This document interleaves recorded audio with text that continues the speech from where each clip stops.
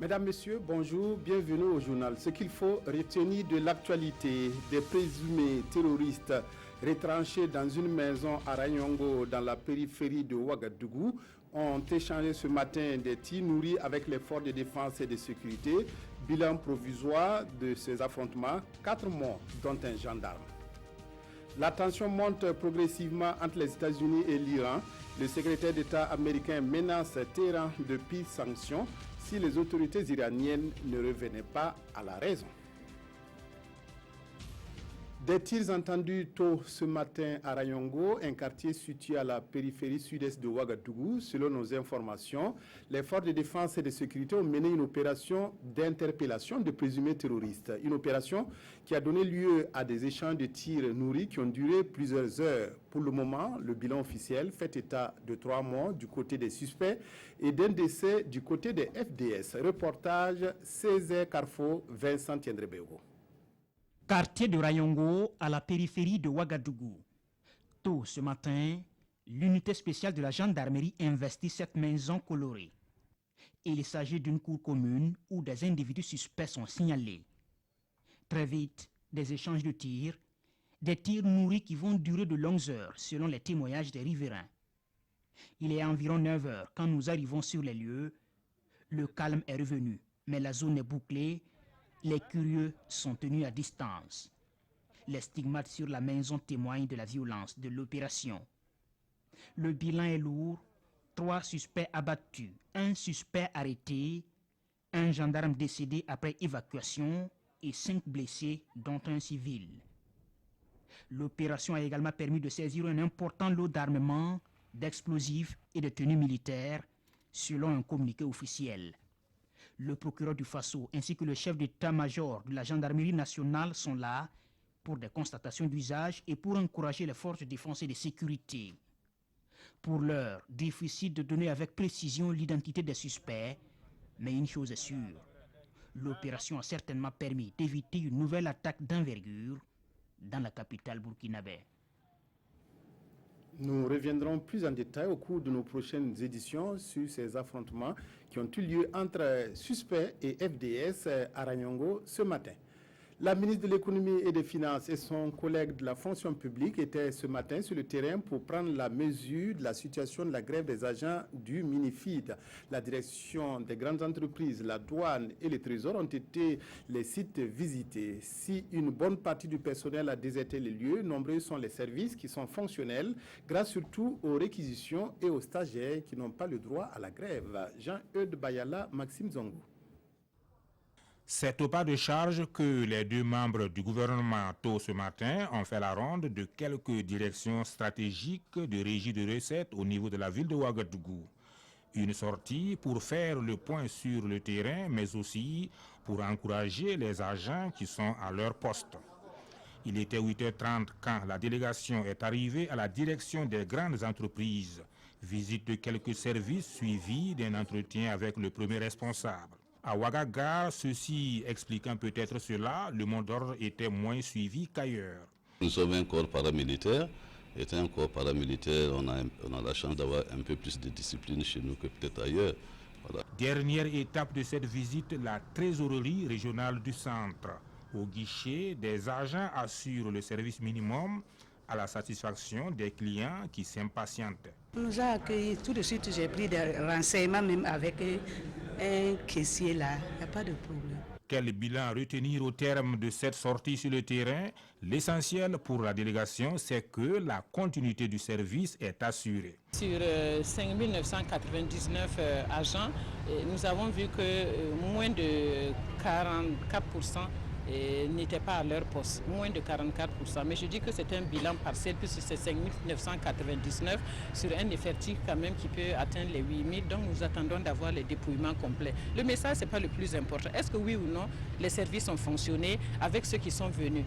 La réponse est oui. Les agents qui ont été réquisitionnés, qui ont refusé de déférer à la réquisition ou même qui ont refusé de recevoir, il faut qu'ils sachent qu'ils s'exposent à des sanctions de 2e degré.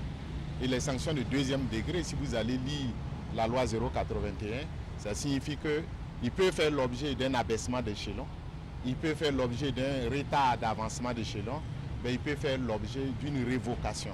Aux grévistes, les 2 membres du gouvernement les invitent à revenir à de meilleurs sentiments et surtout à donner une chance aux discussions. C'est à ce prix, ont-ils insisté, que tout le monde y gagne. Lancement hier du programme d'activité 2018 de la composante eau et assainissement du PNDS. Le ministre d'État a procédé dans la commune rurale de Koubri à la mise en route de ce programme dont l'objectif est de rendre plus accessible l'eau potable aux populations des villes et campagnes du Burkina. Le coût global de l'opération est de 90 milliards de francs CFA. Elle devra permettre la réalisation de plusieurs forages, de barrages et de latrines à travers le pays. Césaire Carrefour, Bouma, Ernest Nébié. C'est ici à Tansablogo, un village de la commune rurale de Koubri, que le gouvernement a lancé officiellement le programme 2018 du volet eau et assainissement du PNDS. Ce programme, qui prévoit plusieurs réalisations au profit des populations des villes et campagnes du Burkina, coûte 90 milliards de francs CFA. En matière de forage, cette année, on envisage de réaliser 1539 forages. Bon, au niveau des barrages neufs, on va en réaliser 3 pour un coût de 2 milliards 200 millions. Au niveau des latrines, nous allons en faire 249, c'est-à-dire les latrines dans les écoles, les latrines dans les centres de santé, etc., etc. Au niveau des latrines familiales, il est prévu 28 000 latrines familiales. Un ambitieux programme dont la mise en œuvre réussie, selon le ministre d'État Simon Compaoré, nécessite la contribution et la compréhension de tous. On peut dire que c'est trop ambitieux, mais c'est parce qu'on est ambitieux que nous arrivons aussi à faire bouger les lignes. Comme vous voyez, nous sommes venus avec des partenaires techniques et financiers, notamment l'Union européenne, et nous comptons bien sur d'autres amis qui, dans notre lancée, dans notre volonté à faire bouger les lignes, vont continuer à nous accompagner. Mais aussi attirer l'attention des uns et des autres que nous devons contribuer énormément en payant correctement nos impôts, nos taxes, en faisant en sorte qu'il y ait moins de grèves. Chaque jour de grève, nous n'aurons pas suffisamment de ressources nécessaires pour que le ministère de l'eau et de l'assainissement réalise l'entièreté des actions qui sont programmées. À l'issue de la cérémonie de lancement du programme, le ministre d'État Simon Compaoré, le ministre en charge de l'eau et leurs partenaires ont inauguré l'adduction d'eau potable multivillage de Tansablogo et visité des latrines en construction de l'école primaire publique de Kuiti. Des réalisations faites dans le cadre du PNDS. Le Burkina s'est inscrit dans la dynamique des priorités résilience pays. Il s'agit d'un programme visant à lutter contre l'insécurité alimentaire et la malnutrition. Et pour poser les bases d'une collaboration solide entre les parties prenantes, le secrétaire exécutif du Conseil national de sécurité alimentaire organise depuis hier à Koudougou un atelier de concertation avec les acteurs de mise en œuvre des priorités résilience pays du Burkina. L'objectif de cette rencontre est de mettre en place un mécanisme efficace de suivi et évaluation des projets et programmes des PRP-AG pour une meilleure capitalisation des acquis. Gérard Sommet, Kadi Sanogo, reportage à Koudougou. Les crises alimentaires et nutritionnelles restent une préoccupation majeure en Afrique de l'Ouest et au Sahel. Pour y faire face, l'ensemble des parties prenantes de la sécurité alimentaire, dont le Burkina Faso, ont mis en place à Bruxelles en 2012 l'Alliance globale pour l'initiative Résilience ou Agir. Une initiative qui vise à lutter contre l'insécurité alimentaire et la malnutrition. C'est dans cette dynamique que le secrétariat exécutif du Conseil national de sécurité alimentaire organise cet atelier de concertation avec les acteurs de mise en œuvre des priorités résilience pays, PRP. Objectif: mettre en place un mécanisme efficace de suivi des projets et programmes des PRP Agir pour une meilleure capitalisation des acquis. Le secrétariat exécutif du Conseil national de sécurité alimentaire a pour mission principale de coordonner la mise en œuvre, bien sûr, des priorités résilience pays du Burkina Faso. Le secrétariat est chargé en fait de capitaliser pour pouvoir faire le point et dire bon, par rapport au pilier des priorités résilience pays, voilà ce qui est fait, voilà ce qui reste à faire. Nous avons eu à faire quand même un travail préalable qui nous a permis de savoir que en fait l'État et ses différents partenaires ont mobilisé plus de 140% pour la mise en œuvre des PRP AGI du Burkina. Au cours de cette rencontre qui va durer 4 jours, les participants vont amender les résultats de la collecte des données, définir un mécanisme de suivi des actions du programme et élaborer une feuille de route. Des associations et organisations de la société civile de la région du Sahel ont organisé dimanche dernier à Dori un meeting de soutien aux actions du gouvernement, un moment d'échange qui a permis aux forces vives de revenir sur les réalisations du programme d'urgence pour le Sahel et du PNDS dans leur région. C'est fort donc de ce constat qu'elles ont réaffirmé leur soutien aux autorités burkinabées tout en leur soumettant des préoccupations. Reportage Ibrahim Kagone, Lazare Sano. Des associations et organisations de la société civile mobilisées pour soutenir l'action du gouvernement. Les réalisations du programme d'appui au développement des économies locales PADEL et celles du programme d'urgence pour le Sahel sont particulièrement reconnues à cette tribune. Cependant, certains défis restent à relever. Les OSC sont partout interpellés comme ils aiment aussi interpeller. Et de cette interpellation, il y a eu ce cadre d'échange. Et pour quand même dire certaines réalités du terrain qui sont là et que les communautés sont confrontées de jour en jour. Comme dit plus haut, les OSC c'est un contre-pouvoir, mais pas contre le pouvoir. Donc de là, on a saisi cette occasion pour dire quelles sont les préoccupations des jeunes, des femmes et de la région. Les jeunes et femmes réunis pour la circonstance ont tous affiché leur engagement à lutter contre l'insécurité et le terrorisme au Sahel sous toutes ses formes. Des actions qui s'inscrivent dans le programme du président du Faso. Leur engagement à lutter contre l'extrémisme violent, le fait de prendre la parole publiquement pour se prononcer face à ce phénomène, nous savons d'ores et déjà que nous avons des acteurs qui sont prêts pour accompagner, pour que le Burkina Faso puisse investir dans le développement, dans la concrétisation du programme du président qui est le PNDS. Les préoccupations des Sahéliens sont reconnues légitimes. Promesse a été faite de les transmettre fidèlement à qui de droit.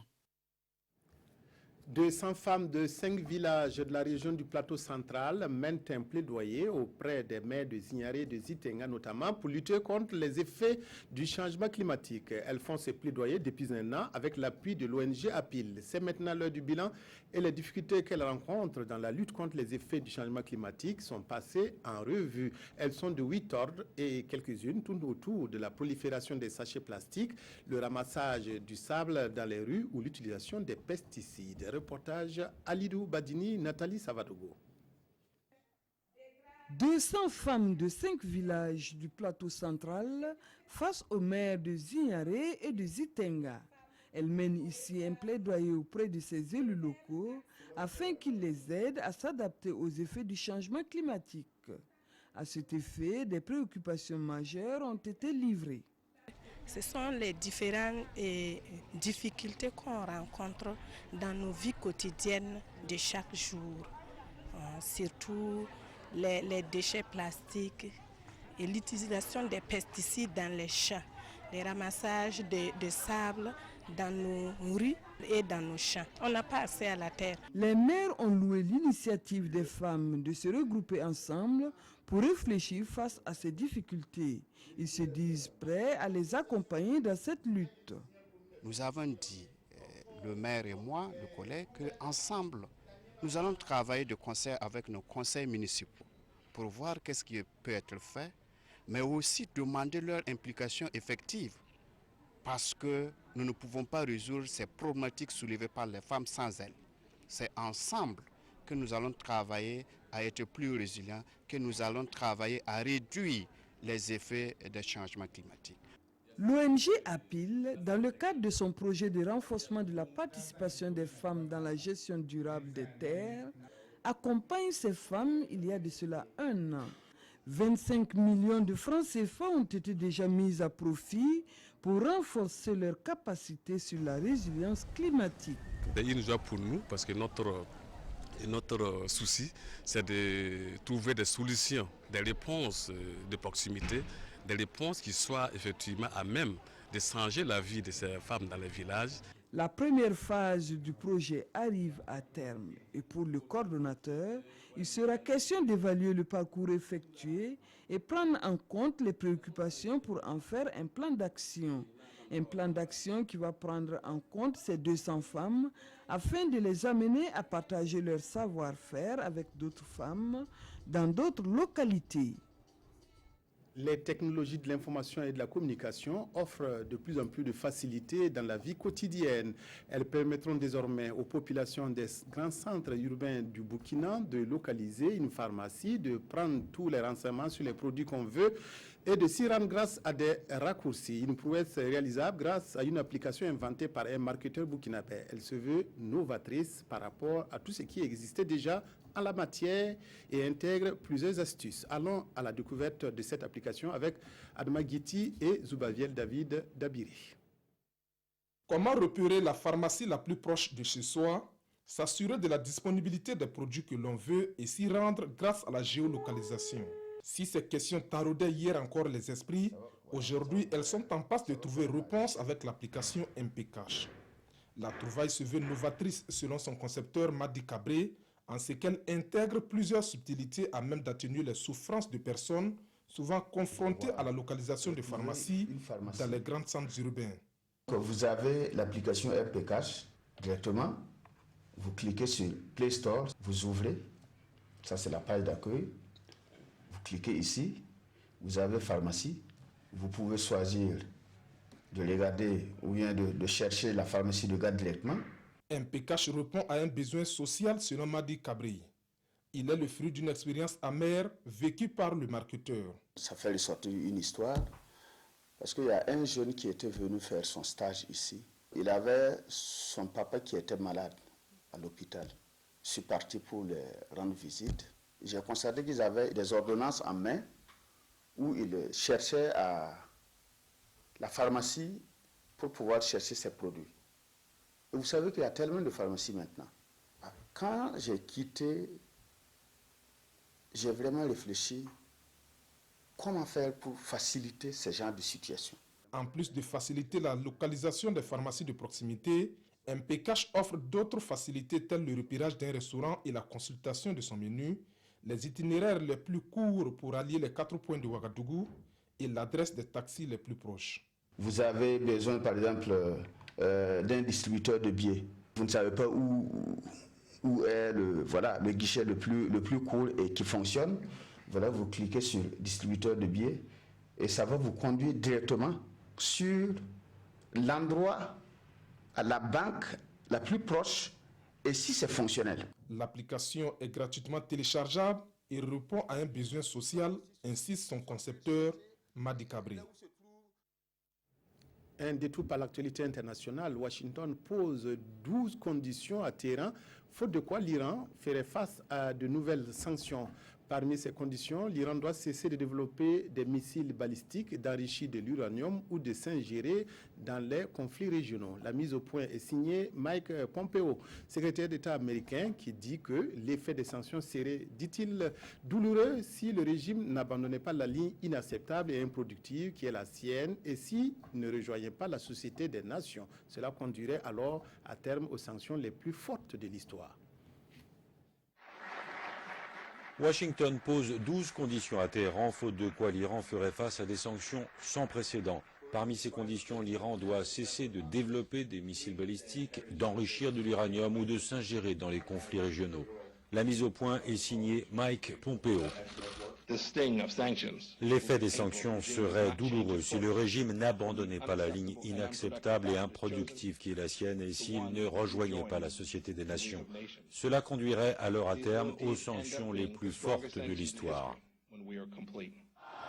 Le 8 mai dernier, Téhéran avait fustigé la décision de Donald Trump de se retirer de l'accord sur le nucléaire iranien signé il y a 3 ans par les grandes puissances. Le nouveau volet de sanctions implique un effet collatéral qui inquiète notamment les Européens. Nous réalisons que le rétablissement des sanctions et la campagne de pression sur le régime iranien vont poser des difficultés économiques à certains de nos amis. C'est également un défi économique pour l'Amérique. Ces marchés nous intéressent, nous aussi. Nous entendons les inquiétudes, mais nous tiendrons néanmoins pour responsables ceux qui réaliseraient en Iran des affaires interdites. Le rétablissement total des sanctions implique pour nombre d'entreprises européennes présentes en Iran de faire un choix, soit se retirer du marché iranien, soit se voir interdire l'accès au marché américain. Le secteur pétrolier iranien, qui a enregistré un net rebond depuis 2015, pourrait être particulièrement touché par ces nouvelles sanctions. Revenons à l'information développée à l'ouverture de cette édition. Des tirs entendus tôt ce matin à Rayongo, un quartier situé à la périphérie sud-est de Ouagadougou. Selon nos informations, les forces de défense et de sécurité ont mené une opération d'interpellation de présumés terroristes. Une opération qui a donné lieu à des échanges de tirs qui ont duré plusieurs heures. Pour le moment, le bilan officiel fait état de 3 morts du côté des suspects et d'un décès du côté des FDS. Césaire Carrefour, Vincent Tiendrebego. Quartier de Rayongo, à la périphérie de Ouagadougou. Tôt ce matin, l'unité spéciale de la gendarmerie investit cette maison colorée. Il s'agit d'une cour commune où des individus suspects sont signalés. Très vite, des échanges de tirs, des tirs nourris qui vont durer de longues heures selon les témoignages des riverains. Il est environ 9 heures quand nous arrivons sur les lieux. Le calme est revenu, mais la zone est bouclée. Les curieux sont tenus à distance. Les stigmates sur la maison témoignent de la violence de l'opération. Le bilan est lourd. 3 suspects abattus, 1 suspect arrêté, 1 gendarme décédé après évacuation et 5 blessés, dont un civil. L'opération a également permis de saisir un important lot d'armements, d'explosifs et de tenues militaires, selon un communiqué officiel. Le procureur du Faso ainsi que le chef d'état-major de la gendarmerie nationale sont là pour des constatations d'usage et pour encourager les forces de défense et de sécurité. Pour l'heure, difficile de donner avec précision l'identité des suspects, mais une chose est sûre, l'opération a certainement permis d'éviter une nouvelle attaque d'envergure dans la capitale burkinabé. Après la neutralisation de ces suspects, le président du Faso a tweeté. Roch-Marc Christian Kaboré salue l'engagement de nos forces de défense et de sécurité qui a permis de démanteler un groupe de terroristes. Les journaux reviennent aujourd'hui sur le contenu d'un communiqué de l'ONG Human Rights Watch. Dans ce rapport, l'ONG fait cas d'exactions et d'autres dérives de l'armée burkinabé, mais aussi des djihadistes. La grève des financiers retient également l'attention des confrères. Revue de presse avec Zoubaviel David Dabiré. L'ONG américaine de défense des droits de l'homme Human Rights Watch ouvre le feu sur l'armée burkinabé. Un feu de récrimination, de condamnation et de dénonciation de méthodes peu catholiques dont la Grande Muette ferait montre dans le Grand Sahel. Dans un communiqué intitulé « Le jour où nous avons peur de l'armée et la nuit des djihadistes », publié par l'Organisation de défense des droits de l'homme et disséqué par l'observateur Palga dans sa lucarne Regard sur l'actualité, la responsable de la zone Sahel de l'organisation accuse l'armée burkinabé d'exécution extrajudiciaire, de mauvais traitements et d'arrestations arbitraires au nom de la lutte contre le terrorisme. Ces propos sont fondés selon Corinne Dufka sur des témoignages de personnes ayant subi les foudres de la Grande Muette, devenue aux yeux de Human Rights Watch un peu trop fébrile face à l'hydre terroriste. Pour le doyen des quotidiens burkinabés, la tentation de ces bavures est d'autant plus forte que les militaires, gendarmes et policiers, accusés à tort ou à raison de ne rien faire pour protéger les populations éprouvées, peuvent vouloir à tout prix exhiber les scalps enturbanés pour au moins donner l'impression que le Sahel est sous contrôle, faisant allusion à la phrase du ministre Vincent Dabéligou que le journal qualifie de malheureuse. Et le journal de mettre en garde, le risque est qu'en voulant faire feu de tout bois, on fasse tomber les innocents sous les balles de leur propre armée et que cela entrave la difficile collaboration entre forces de l'ordre et les populations. Sans oublier, poursuit le journal, que les victimes de ces bavures peuvent rejoindre les groupes terroristes par soif de vengeance.